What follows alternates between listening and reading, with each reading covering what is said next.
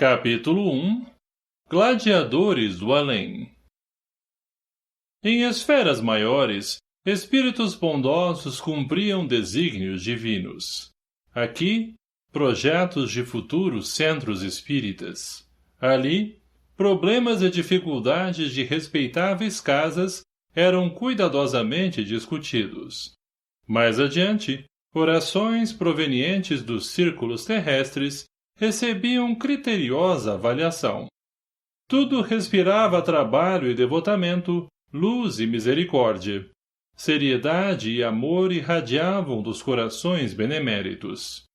Enfim, uma verdadeira academia consagrada ao estudo e à prática do cristianismo.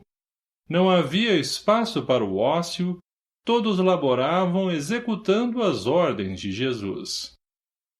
Nesse clima de sublimes tarefas, um pequeno grupo conversava intimamente, demonstrando nas palavras sinceras preocupações. Álvaro, instrutor dedicado e com respeitáveis conquistas morais, alertava aos companheiros. Caros amigos, diante do trabalho que se nos apresenta, da oportunidade sublime de serviço cristão, precisamos agir. Temos sob nossa responsabilidade o caso de Olavo. Lamentavelmente ainda se encontra em densas regiões sofredoras. Guarda n'alma perversidade e desejo ardente de vingança. Estamos preparando pequena excursão a fim de prestarmos socorro. Sabemos que nosso assistido permanece ligado a Marcos Augusto, por laços intensos. Ainda rolam atracados pelos charcos em que se encontram nos círculos inferiores. Foram arrastados para lá pelos sentimentos que cultivaram durante a vida terrena. Assim, é forçoso desçamos as zonas sombrias, socorrendo-os e orientando-os, na tentativa de que ambos possam renascer na terra, embora saibamos das reais dificuldades de arrependimento. É preciso, caros irmãos, mobilizarmos equipe socorrista para fazer cumprir as leis divinas. Finalizada a breve explicação, os cooperadores do amor uniram-se em sincera e comovente oração, atingindo com os pensamentos iluminados planos ainda maiores, preparando-se para mergulharem nas regiões infelizes em busca dos companheiros desviados. Nos campos sofredores, porém, o ambiente era outro. Um vento gélido sibilava, imprimindo na atmosfera espiritual um aspecto lúgubre e terrível. A paisagem rude e agreste denotava os pensamentos enfermos daqueles que sofriam a catarse da própria consciência. A noite densa e fria fora rasgada pelas entidades espirituais superiores que, vencendo as vibrações difíceis, colocaram-se à disposição para executarem nas regiões das trevas os planos divinos, espantando as sombras, engedrando a luz. Nada trabalhava, tudo era inércia e reclamação, dor e revolta, risos tresloucados e lágrimas, desespero e amargura. Os benfeitores espirituais liderados por Álvaro carregavam o desejo sincero de ajudar, iniciando a peregrinação. Onde estariam Olavo e Marcos Augusto? Perguntou um dos auxiliares. Seria possível localizá-los em território tão extenso? O respeitável coordenador esclareceu. Nestas paragens onde o sofrimento graça, vários dos nossos funcionam à maneira de guias iluminados, lanternas abençoadas que monitoram os corações endurecidos. Seguindo as coordenadas dos geógrafos desta região, encontraremos nossos pupilos logo. A equipe, composta de 10 tarefeiros capacitados para o mister, deixava-se notar discretamente, a fim de darem demonstrações de que a misericórdia divina jamais abandona os necessitados. Alguns sofredores corriam espantadiços, outros vacilavam no pedido de ajuda, inúmeros proferiam palavras menos edificantes. Álvaro, compadecido, fez pequena exposição conclamando-os ao recomeço, mas os habitantes do estranho vale calaram-se temerosos, o que levou os benfeitores a seguirem caminho sem olhar para trás. Naquela missão, não poderiam ocupar-se com almas indecisas. Não faltaram ainda os acusadores, os caluniadores, os incrivelmente enfermos. Com efeito, os benfeitores marchavam imperturbáveis, qual pequena tropa dedicada à luz. Após algumas horas de difícil caminhada, depararam-se com estranha construção. Notava-se grotesco edifício, uma cópia mal feita do Coliseu, em proporções muito menores, numa arquitetura ridícula de aspecto crasso. De longe, podiam-se ouvir os urros frenéticos da turba. Seria possível? Loucos revivendo o circo romano? O mentor, responsável pela caravana, incutiu nas palavras calma e fraternidade, solicitando aos companheiros confiança, orientando-os para que não se deixassem perceber pelas almas violentas, a fim de alcançarem êxito nas tarefas. Oravam silenciosamente, adentrando o teatro, lacônicos. Centenas de espíritos lotavam as arquibancadas, proferindo impropérios, incitando a malta violência, agredindo-se mutuamente. No palco, 2 homens quais antigos gladiadores romanos, de aspecto agressivo e repugnante, eram os responsáveis pelo surto de insanidade que se processava naquele antro. A mole dividia-se, organizando torcidas para o espetáculo bestial. Tudo vibrava a raiva e intolerância. Diante dos gritos febris da multidão em delírio, os 2 lutadores iniciaram o culto à atrocidade.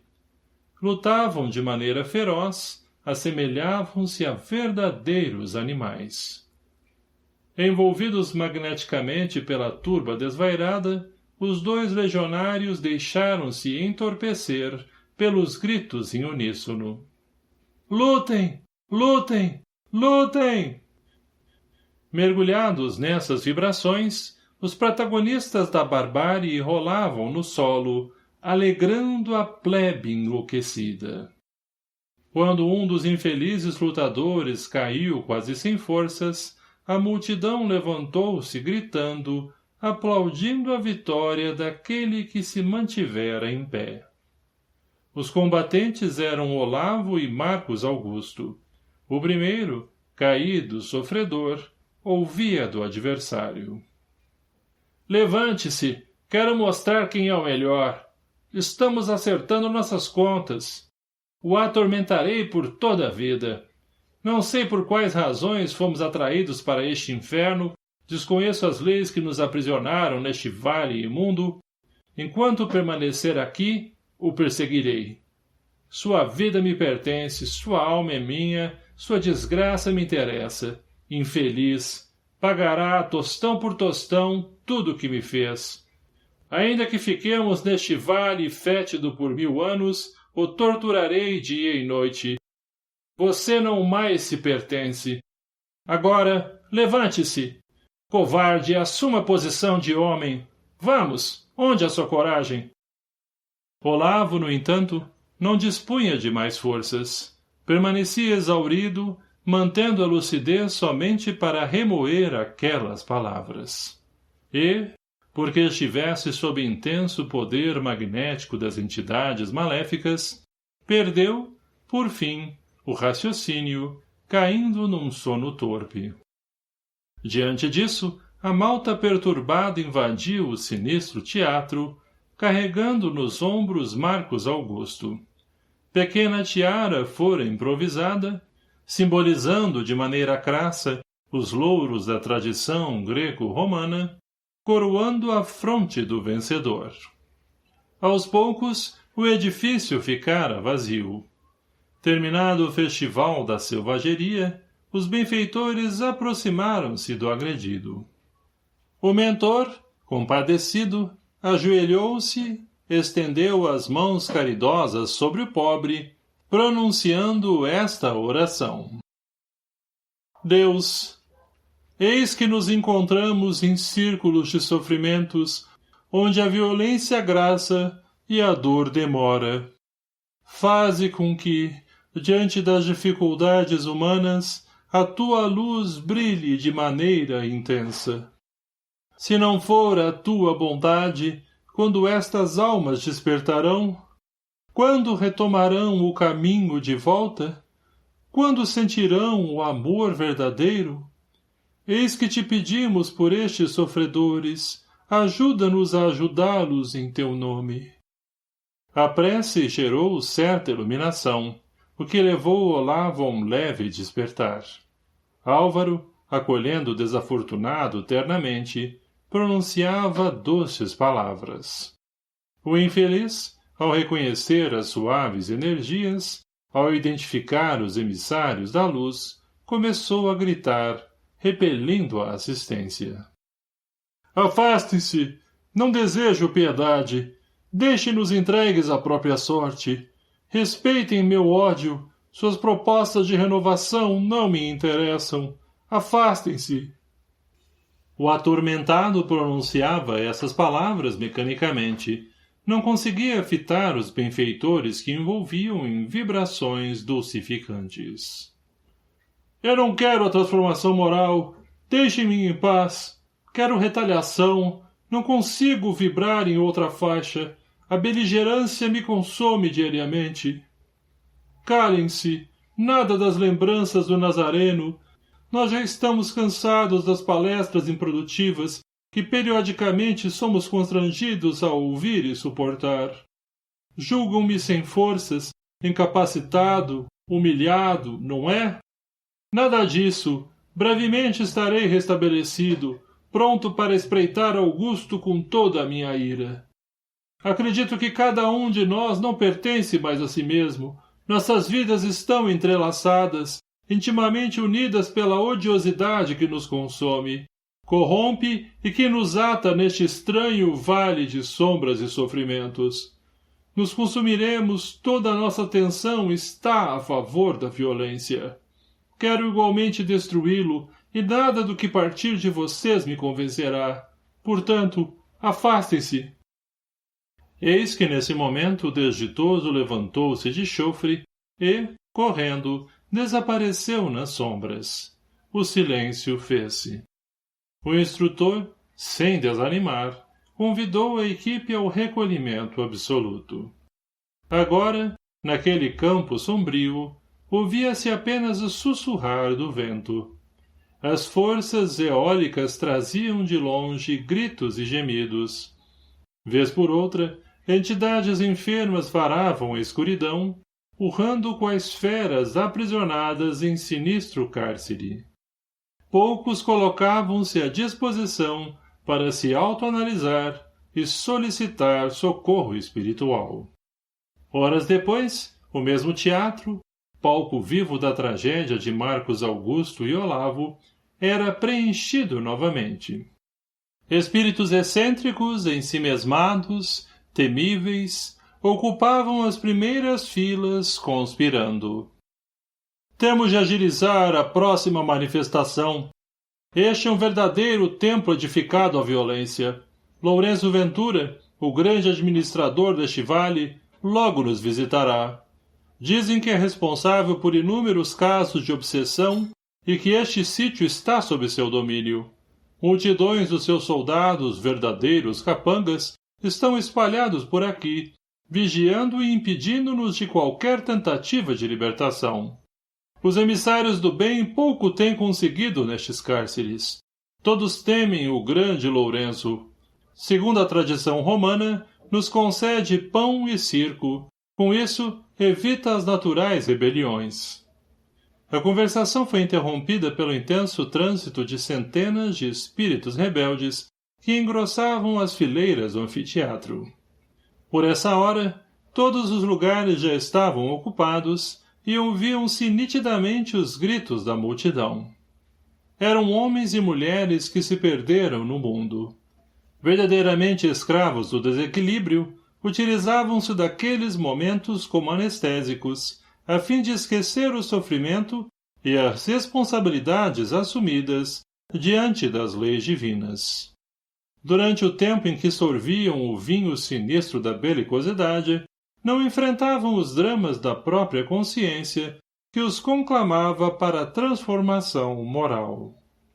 Enquanto a turba de fanáticos gritava enlouquecida, um grupo de espíritos adentrou o circo, carregando nos braços o desventurado Olavo.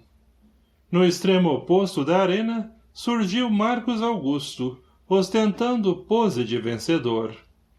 Exibia-se para a plateia em delírio, rasgou os andrajos, deixando à mostra o torso, ao mesmo tempo em que contraía o antebraço, exibindo os bíceps, arrancando aplausos da multidão. Olavo deixava-se conduzir, assumindo a postura de derrotado.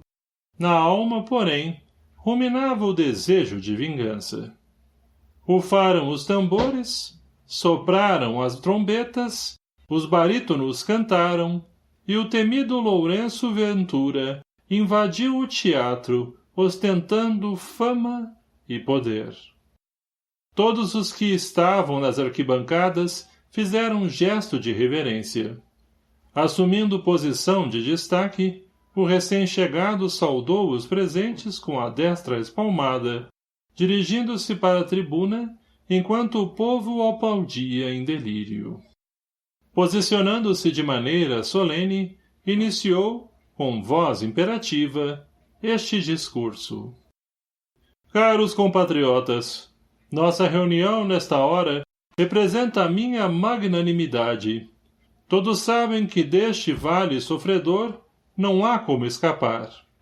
Os que estão aqui permanecem em regime de prisão perpétua, e a única forma de se libertarem momentaneamente deste amplo calabouço é matriculando-se nas caravanas persecutórias. Muitos serão convidados e poderão assumir lugar de realce em nossas empresas. Sabem da importância do trabalho que executo. Sou o ministro que decidirá sobre os destinos de todos aqueles que a providência divina me legou. Acima dos deuses de pedra que adoramos na antiguidade, existe uma grande inteligência que é enérgica e que descarrega toda a sua ira sobre os que desrespeitaram suas leis na terra. E a mim coube a missão de reunir os falidos no mundo, aplicando-lhes o devido castigo. Se quiserem, seguindo a mitologia, podem me considerar como o próprio Satanás. A propósito, bem-vindos ao inferno. Este é o reino da barbárie, da belicosidade, do medo, da discórdia, da dor e do sofrimento. Os que se ligarem a mim estarão protegidos contra o fantasma da reencarnação.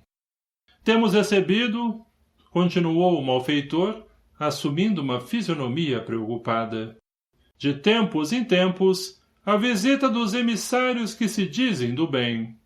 Vários de nós temos sido convidados para esquecer as sombras e buscar a luz. Devemos negar peremptoriamente, pois que desejam nos escravizar de novo na carne. Graças à minha grande autoridade, temos conseguido afugentá-los. Percebam como são fracos. Se fossem realmente os representantes de Deus, acabariam num minuto com este vale de escuridão. Por isso, temos a prova de que são almas enganadoras. A verdade está comigo, e aquele que não é a meu favor é contra mim, e não estou disposto a lidar com espíritos fracos. Todos vocês estão sob nossos cuidados, e muitos já estão sendo utilizados em inúmeros processos de perturbação espiritual. E nosso desejo é de convocá-los ao trabalho. Estamos, por exemplo, precisando de alguém com alma espirituosa a fim de empenhar-se num trabalho de possessão. E da turba muitos se atropelavam, dizendo: Eu aqui! Aqui! Estou à disposição! Eu quero ir! Por favor, senhor! Ele não! Eu é que tenho os requisitos! Calma! Ordenou o embaixador da violência. É uma missão de grande importância, de severas responsabilidades. Por isso julgamos ser preciso uma seleção natural. Aqueles que se demonstrarem mais violentos, mais rebeldes, com um bom nível de inteligência, serão naturalmente conclamados. E a turba-multa desordenadamente começou o verdadeiro massacre, agredindo-se uns aos outros. Lourenço comprazia-se com a cena ridícula. Chega! Gritou o tirano. Ouçam agora. Temos à nossa disposição 2 bons candidatos. Queremos que lutem, demonstrando-nos suas reais capacidades. Os demais, desejosos em serem contratados para laborarem em nossas largas fileiras, deverão se inscrever para o grande desafio da arena. Somente os vencedores serão escolhidos. Dirigindo o olhar para Severo, o cooperador, anunciou em voz grave: Inicie! Nesse instante, Olavo e Marcos Augusto, no cenário do desvario, atracaram-se novamente e, desta vez, Olavo lançou-se de maneira feroz, quase enlouquecida, golpeando várias vezes o adversário, conduzindo-o ao solo, tirando-lhe a lucidez. A multidão delirava. — Isso é o que você merece! Gritava Olavo. — Cão maldito! De agora em diante eu serei o vencedor. Eu é que tenho autoridade sobre você. Nossas vidas de fato estão entrelaçadas. Você nunca mais viverá em paz. Se Lourenço nos colocou nesta arena, é para me conferir a oportunidade de lhe derrotar. Agora estamos quites. Minha ira me alimenta. E, agarrando o inimigo pela jugular, olhou para Lourenço, que a tudo assistia prazerosamente, solicitando: Poderei torturá-lo, senhor? Existem aqui calabouços ou regiões piores do que esta, para onde poderei banir e assistir à desgraça deste cão? O administrador maldoso, sem nada a responder, solicitou fossem os 2 afastados imediatamente. Durante esses tristes acontecimentos, os amigos espirituais permaneciam imperturbáveis, aguardando o momento correto para agir. A turba reclamava do fim da selvageria, retirando-se pouco a pouco. Lourenço, sempre bajulado por espíritos interesseiros, orientava-os num rumorejo. Já fui informado sobre os espíritos superiores. Estão interessados em Olavo e Marcos. Não permitam que sejam levados. São instrumentos valiosos demais. Temos de continuar enganando esta multidão a respeito de Deus e desses espíritos iluminados. Toda a nossa organização está edificada nesta mentira. Se acreditarem que o Criador é vingativo, conseguiremos retê-lo junto a nós até o limite das leis divinas. Já foram vistos focos de luz em torno de Olavo, e todos sabemos o que isso significa. Estabeleçam serviçais capacitados para estimular a sanha destes 2 infelizes, para rechaçar os convites dos espíritos iluminados. Lourenço arquitetava-se nisso projeto. Como tirano daquela região, mantinha todos sob seu controle. Desejava alimentar a fama de perversidade. Para isso, era necessário estimular a barbárie, aterrorizando a todos com suas ideias de um campo de sofrimento perpétuo, cuja única saída era a reencarnação, que os escravizaria, ou a ajuda nos grupos de assédio espiritual, que lhes permitiria a convivência com os encarnados, sob regime de maldosa tarefa. Muitos enlouqueciam e, enfraquecidos, tornavam-se preciosos mecanismos na área das perseguições espirituais, sendo teleguiados pelos emissários de Lourenço. Marcos Augusto e Olavo seriam as próximas conquistas, enriquecendo a legião de perseguidores. Após tomar derradeiras providências para aquele caso, o magistrado perverso retirou-se, imponente. Seus comparsas imediatos não perderam tempo, procuraram os respectivos gladiadores, executando as orientações do mandante. Agenor, um dos prepostos do grande juiz, foi ao encontro de Marcos Augusto, seduzindo-o. Meu caro, não desista. Saiba que nosso chefe está apostando em você. Poderá até mesmo ocupar digna posição junto a nós. Para isso, bastará manter uma postura de rancor, cultivando a violência. Brevemente, você será contratado. Contratado? Perguntou o insano. Não desejo nenhum contrato. Tenho um compromisso comigo mesmo e não quero ter superiores. Não almejo entrar para nenhuma máfia. Sou independente e guardo meu próprio ideal, além de recusar ordens. Sou um livre pensador. Nunca professei nenhuma crença porque queria ter a liberdade de agir por mim mesmo, sem nenhuma proibição. E, se fui arrastado para este ambiente, não me filiarei a nenhuma escola e muito menos a caravanas e chefes. O adversário contra-argumentou, dizendo: Meu querido, esta não é uma atitude inteligente. Sabe que está numa prisão? E, à semelhança dos cárceres terrenos, se não há um respeito pela hierarquia, a convivência poderá ficar muito difícil. Logo começará a ser explorado pelos antigos moradores deste campo. Lourenço quer contar com sua colaboração. Só há um caminho.